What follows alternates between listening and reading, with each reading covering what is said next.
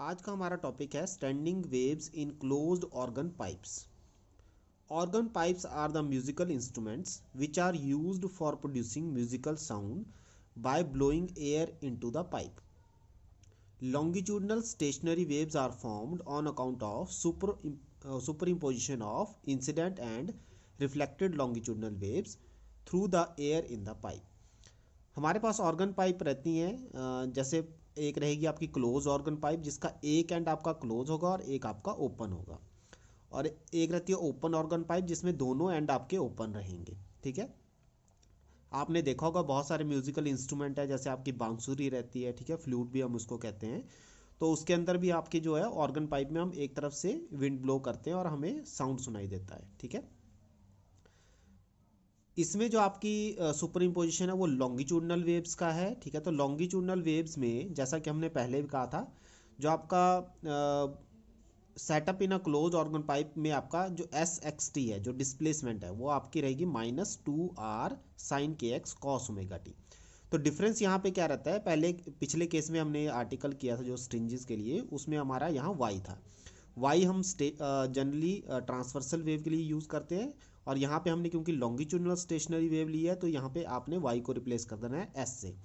बाकी right side में आपका सेम ही एक्सप्रेशन रहेगा। ठीक है, अब मैं इसको आगे अगर परस्यू करता हूँ तो हम कहते हैं कि जो एट द क्लोज्ड एंड, जहाँ पे आपका जो ऑर्गन पाइप है वो बंद होगा, वहाँ पे आपको नोड मिलेगा। जैसा कि मैंने आपको कहा है कि क्लोज्ड एंड पे आपको हमेशा क्या मिलेगा, नोड। तो x इक्वल टू 0, अगर हम उसको स्टार्टिंग पॉइंट ले लेते हैं तो हमारा जो x है वहाँ पे आपका नोड आएगा। नोड कब आएगा, जब आपको जो लेफ्ट हैंड साइड है, ये वाली इक्वेशन है एस एक्स टी, ये आपकी 0 के बराबर होगी, मतलब s आपका 0 के बराबर होगा। और s कब 0 के बराबर होगा, जब साइन ऑफ के एक्स की वैल्यू आपकी 0 होगी। ठीक है, तो साइन ऑफ के एक्स की वैल्यू मैं यहाँ पे 0 पुट कर दूंगा, तो s इज इक्वल टू 0 आ जाएगा। और s इज इक्वल टू 0 का मतलब हुआ अ नोड इज फॉर्म्ड, जो कि हम कह रहे हैं कि नोड फॉर्म होगा जब साइन के एक्स आपका 0 के बराबर होगा। ठीक है, फिर मैं आपको इसका डायग्राम पहले एक्सप्लेन कर देता हूँ कि ऑर्गन पाइप में जो क्लोज्ड एंड ऑर्गन पाइप होती है उसकी शेप कैसी रहती है। उसकी शेप रहती है ऐसे। ठीक है, ये आपने ध्यान रखना है। यहाँ से क्लोज्ड एंड है तो आपका नोड बनेगा, और दूसरी तरफ को ओपन एंड है तो वहाँ पे एंटी नोड बनेगा। ये आपने बेसिक डिफरेंस इसमें ध्यान में रखना है। यहाँ पे बनेगा नोड और यहाँ पे बनेगा एंटी नोड, क्योंकि ये ओपन है। तो ओपन एंड पे हमेशा आपका क्या है, एंटी नोड आना चाहिए। ठीक है, अब हम थोड़ा सा इसमें डायग्राम को दोबारा से एक्सप्लेन कर लेते हैं कि होता क्या है। ऐसे एक वेव फॉर्म हो रही है जिसकी वेवलेंथ है कितनी, लैम्डा। अब हम क्या करते हैं, कहते हैं कि टकराने के बाद रिफ्लेक्ट बैक होती है वेव आपकी। तो रिफ्लेक्ट बैक हुई तो ऐसे आपकी कंप्लीट वेव फॉर्मेशन होती है। ठीक है, अब अगर मुझे मान लो λ/2 करना है तो मैं क्या करता हूँ, इसको यहाँ से ब्रेक करता हूँ तो मेरे पास क्या बच जाता है, ये। ठीक है, लेकिन अगर मैं इसको भी आधा कर दूँ, ये तो टोटल कितना है, ये है λ/2। मैंने क्या किया, इसको ब्रेक कर दिया, आधा कर दिया। और अगर फर्दर उसको ब्रेक कर दिया जाए तो हमारे पास ऐसी शेप आ जाएगी, ये। तो ये लेंथ कितनी हुई, फिर इसको बोलेंगे λ/4, λ/2 का भी हाफ।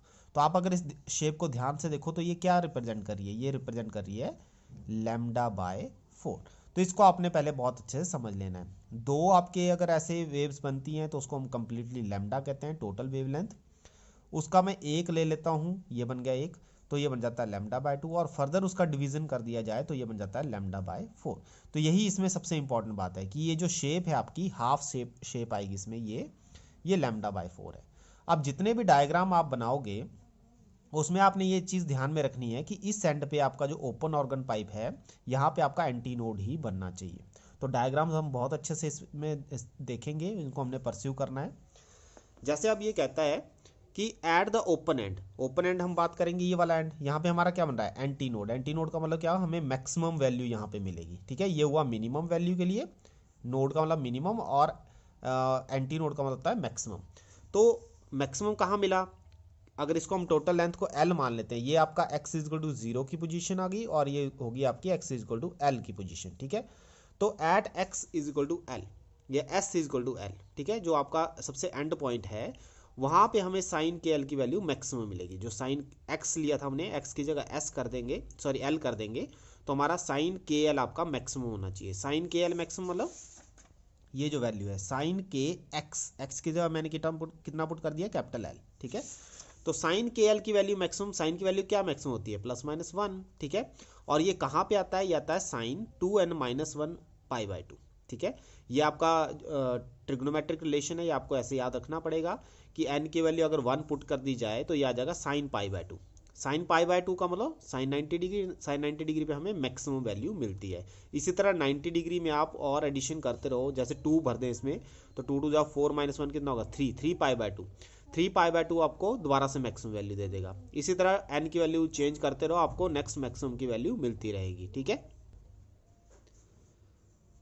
फिर हम अगर इन दोनों इक्वेशन को इक्वेट करें तो के एल की वैल्यू आपकी 2n-1 π/2 आ जाएगी, जो यहाँ पे आप ले सकते हो, के एल इज 2n-1 π/2। फिर के की वैल्यू आपको पता है इट इज़ 2π/λ, तो हमने के को रिप्लेस कर दिया 2π/λ से, तो ये एल आपका 2n-1 π/2 आ जाएगा। तो यहाँ से हमारे पास लैम्डा की इक्वेशन आ जाएगी 4l/2n-1 in case of closed organ pipe, ठीक है। फिर इसके आगे हम परस्यू करते हैं, तो इसके आगे हमारे पास आता है सबसे पहला first normal mode of vibration. तो फर्स्ट जैसा कि हमने पिछले केस में किया था, n की वैल्यू 1 पुट करेंगे तो λ1 आ जाएगा 4l/2 × 1 - 1, तो ये आ जाएगा 4l के बराबर। तो l कितना आ गया यहाँ से, λ1/4। तो λ1/4 जब आ गया तो आपने इस तरह से इस डायग्राम को बनाना है कि जो आपका ओपन एंड है वहाँ पे आपको मैक्सिमम मिले और जो क्लोज एंड है वहाँ पे मिनिमम मिले। तो पहला डायग्राम तो आपका सिंपल ही है, जैसा कि मैंने आपको अभी बताया, ये आपका λ/4 को रिप्रेजेंट करेगा, यहाँ से एंटी नोड और यहाँ पे नोड, तो एल आ गया λ1/4। इसको बोलेंगे हम फर्स्ट हार्मोनिक। यहाँ के लिए फ्रीक्वेंसी का वही फॉर्मूला, वेलोसिटी अपॉन वेवलेंथ, λ1 यहाँ से पुट करेंगे जो वैल्यू है, तो ये v/4l आपके पास आ जाएगा, तो ν1 आ गया v/4l।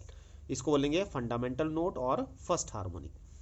फिर आप second normal mode of vibration में आओ। सेकंड मोड ऑफ वाइब्रेशन में आपके पास n = 2 होगा, तो n = 2 इस इक्वेशन में पुट करना है, 2 2 जा 4 -1 दैट इज 3, तो ये आपके पास आ जाएगा 4l/3।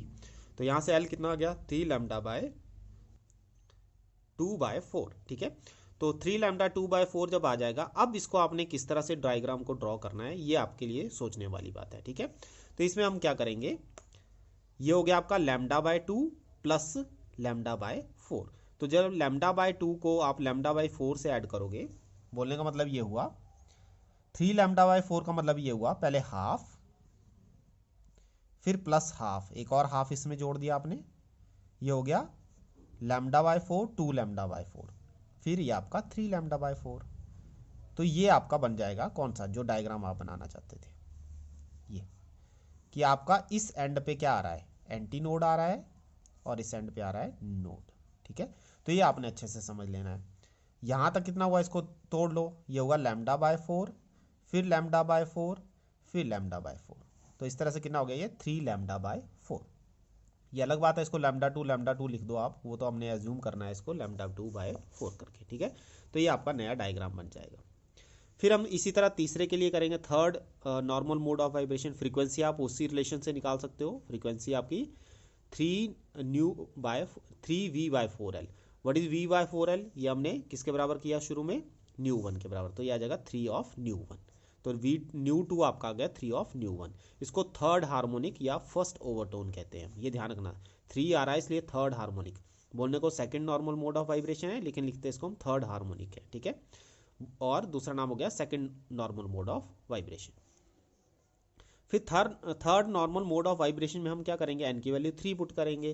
तो n की वैल्यू 3 पुट करोगे तो 2 3 6 -1 5, तो ये आ जाएगा कितना, 4l/5। तो यहाँ से l कितना आ गया, 5λ3/4। अब इसका डायग्राम भी वैसे बनाना है, 5 बनाना है आपने। स्टार्टिंग आपका इस तरह से होगा, पहले आपने एंटी नोड से स्टार्ट करना है। ये हो गया 1λ/4, 2λ/4, 3λ/4, फिर उसमें आगे और जोड़ेंगे 4λ/4 और लास्ट में आ गया 5λ/4। तो तोड़ने के लिए वही तरीका जैसे मैंने आपको बताया, ये सिर्फ आपको एग्जांपल के लिए है। λ/4, λ/4, λ/4 और आपका λ/4, ठीक है। और ये आपका अगेन λ/4। तो 1 2 3 4 5, तो इस तरह से हमारा क्या बन गया, ये क्लोज्ड एंड पे फिर से आपका क्या बन जाएगा, क्लोज्ड एंड पे हमारे पास आ गया नोड, और यहाँ पे ओपन एंड पे एंटी नोड। बाकी ये भी बीच में लिखने आपने, ये नोड है, ये फिर एंटी नोड है, फिर नोड है, फिर एंटी नोड है, इस तरह से फिर नोड है। तो ये आप कैलकुलेट कर सकते हो, इसमें भी आपके पास ऐसे एंटी नोड नोड, ये बीच में तो आएंगे ये आप खुद लिख सकते हो, ठीक है। तो पूछा जा सकता है कितने नोड हैं, 1 2 3, और कितने एंटी नोड हैं, 1 2 3। तो इसमें 3 ही नोड हैं और 3 ही एंटी नोड आपके आएंगे। तो इसको फिर से आप फ्रीक्वेंसी इसकी कैलकुलेट करोगे, v by lambda 3, 4L by 5, 5 v by 4L। तो वी बाय 4L कितने बराबर, ν1 के बराबर। तो ये आपका बोलने को थर्ड नॉर्मल मोड है, लेकिन लिखने में फिफ्थ हार्मोनिक हम इसको लिख देते हैं।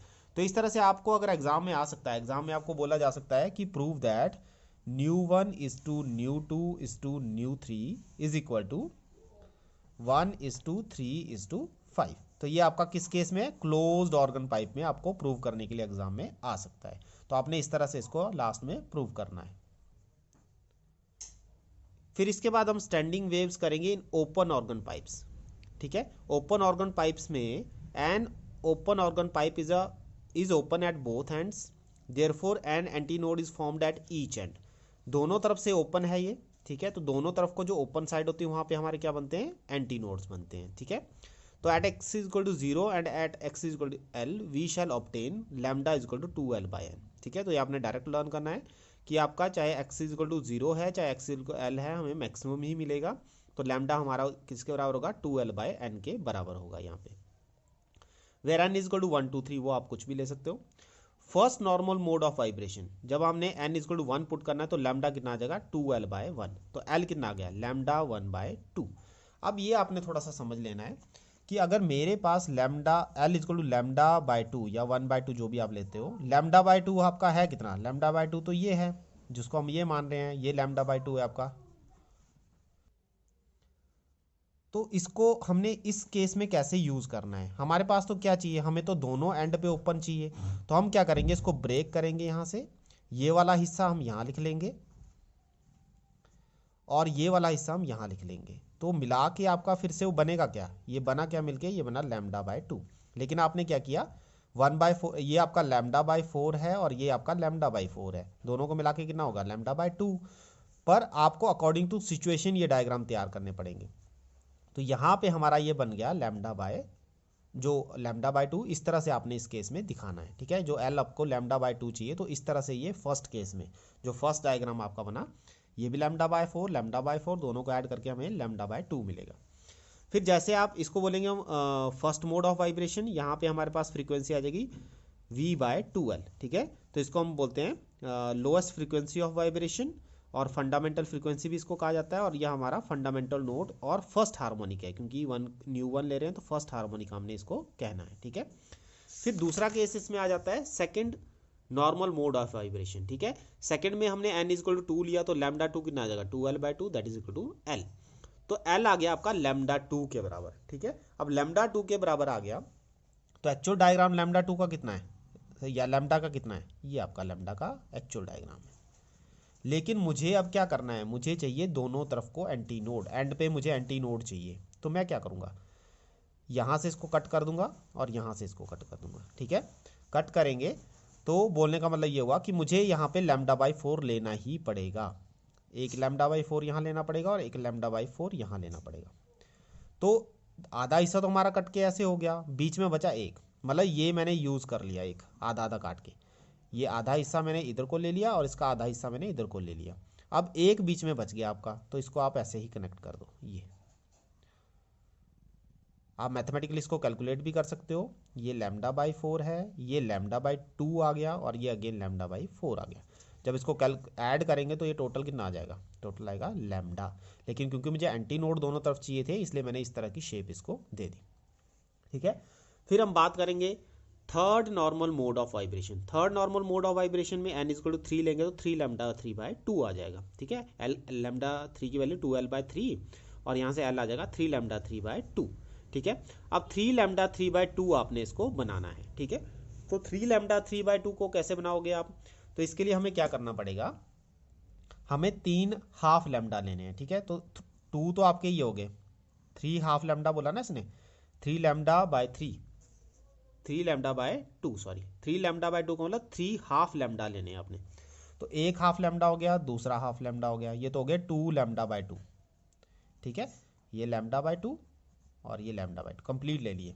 लेकिन क्योंकि मुझे एंड पे एंटी नोड चाहिए तो मैं नेक्स्ट वन लैम्डा बाय 2 नहीं लूँगा, लेकिन उसका हाफ लूँगा, और यहाँ पे भी उसका दूसरा हाफ ले लूँगा। ठीक है, तो अब मेरे पास अब क्या बनेगा, ये डायग्राम बन गया, ये लैम्डा बाई 4 और ये लैम्डा बाई 4, इन दोनों को मिला के क्या बनेगा, अगर एंड एंड को मिलाएं तो ये लैम्डा बाई 2 दे देंगे, और एक लैम्डा बाई 2 2, और इन दोनों को मिला के 3, तो आंसर आ जाएगा 3 लैम्डा बाय 2। तो इस तरह से हम क्या कर सकते हैं, ये डायग्राम की कंस्ट्रक्शन कर सकते हैं in case of open organ pipe. तो ये आप देख सकते हो पीछे डायग्राम, ये देखिए जैसा भी हमने बनाया, ये इससे पिछले वाला और ये फर्स्ट वन। तो ये डायग्राम आपको अच्छे से बनाने आने चाहिए, और बस आज के लिए इतना ही काफ़ी। ठीक है, और बाकी आप इसमें देख सकते हो, इसका भी आपको रिजल्ट जो है वो देख सकते हो, इसमें क्या बना 3 न्यू 1 न्यू 3 3 न्यू 1, अगर ये वाला फॉर्मूला हम इसके आगे फॉलो करते हैं। ठीक है, और ये न्यू 2 2 न्यू 1। तो आपको ओपन ऑर्गन पाइप में भी कैसे क्वेश्चन आ सकता है कि nu 1 is to nu 2 is to nu 3 is equal to 1 is to 2 is to 3। तो ये ओपन ऑर्गन पाइप में आपको प्रूव करने को एग्जाम में आ सकता है। ठीक है, तो ये आप इजीली कैलकुलेट कर सकते हो फ्रीक्वेंसी के रिलेशन से v बाय लैम्डा। ठीक है, और ये आपका थर्ड वन आ गया, थर्ड हार्मोनिक या सेकंड ओवरटोन। तो आज के लिए बस इतना ही काफ़ी।